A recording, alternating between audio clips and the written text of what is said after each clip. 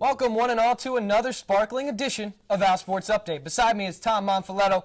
I'm Ryan Eldridge. And this week might not be the best to be a waistband, but it's certainly a good week to be an Owls fan. You know, it certainly is.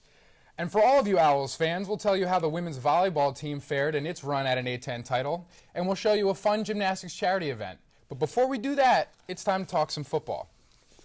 A winning streak is technically defined by winning 3 straight games or more. This year for Temple football, what started out as a simple streak has turned into a record-setting fall. This is not the same team that finished the season 1-11 in 2006. Not the same program that's had 3 winning seasons over the last 30 years. Instead, heading into their last home game of the year, the Owls were looking for their 9th straight win in a matchup with Kent State. 16 seniors were honored on Saturday. You could just imagine the emotion involved in this ceremony. These guys came to Temple with Coach Golden in 06 and began their careers with just one win in their first 17 games. But that was then. In present day, Kent State took an early 3-0 lead until Chester Stewart hits tight end Evan Rodriguez for a 10-yard touchdown catch. That's Erod's 3rd TD of the season. At running back, Bernard Pierce went down early with a bad shoulder. More on that later. But the big run game came from one of the smallest guys on the field. The Bug, Matt Brown, at 5'5", takes it 71 yards for the score, marking Temple's longest play from scrimmage this year. After knocking Kent State quarterback Spencer Keith out of the game, Giorgio Morgan stepped in and got stomped on. There's Adrian Robinson with the fumble forced. Morgan back to pass again. He throws a pick to former starting tailback Kier Griffin. Griffin takes it back to the house, giving Temple a 26-10 lead. That was Temple's 2nd pick 6 of the year, and they go on to win 47-13. Great home send-off for the seniors. I think there were about 22 fans in attendance for that one. With the win over Kent State, Temple improves to 7-0 in the conference. That's good for a 1-game lead over the Ohio Bobcats in the East Division. And lo and behold, Temple will face the Ohio Bobcats in the last game of the regular season this Friday at 11 a.m. on ESPNU. The 11 a.m. start time for Temple is the earliest start time for a Temple football game in the program's history. Friday's game against Ohio is a winner-take-all. The winner heads to the MAC title game against Central Michigan, which will take place on December 4th in Detroit. There's no doubt Saturday will be a big game for the Owls against MAC rival Ohio, but for freshman running back Matt Brown, it will be the biggest game of his young career here at Temple University. Brown will start in place of an injured Bernard Pierce, who is nursing a bad shoulder. But if last weekend's game is any indication, the Owls will still run the ball plenty.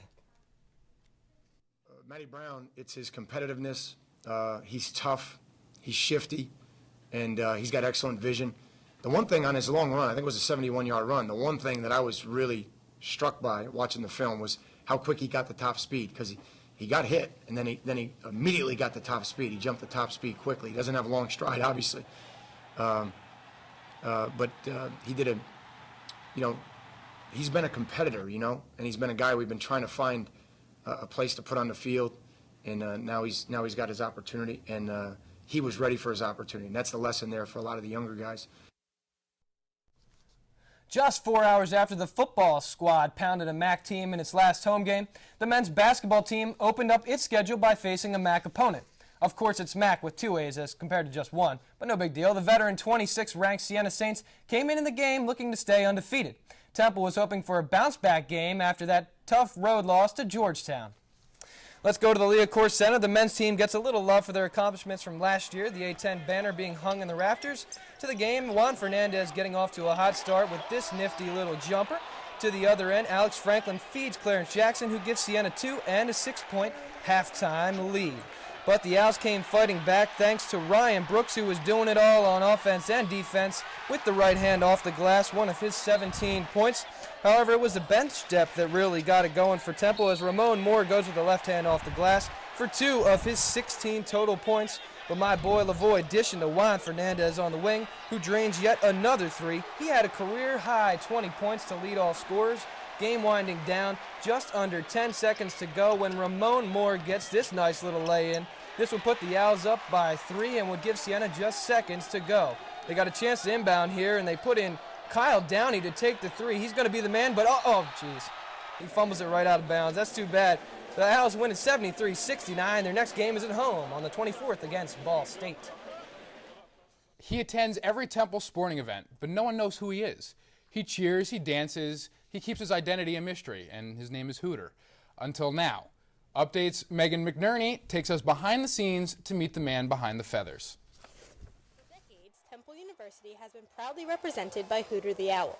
His identity has been unknown by the students of this university. That is, until now. I'm Mark Miller, and I am Hooter the Owl.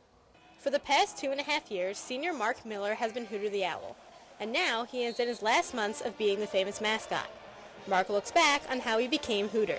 The tryout process to be Hooter, you have to put on the costume and you have to walk around and dance around and interact with people, and then the old Hooter and the athletic director, they come to a decision and they picked me.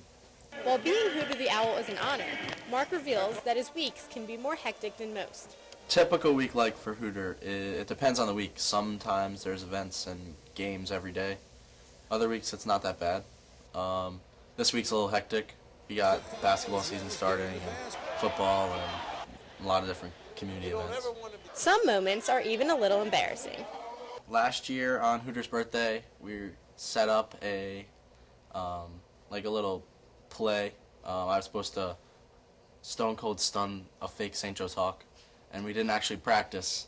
So when I did the move, my head popped off in front of everyone at the basketball game.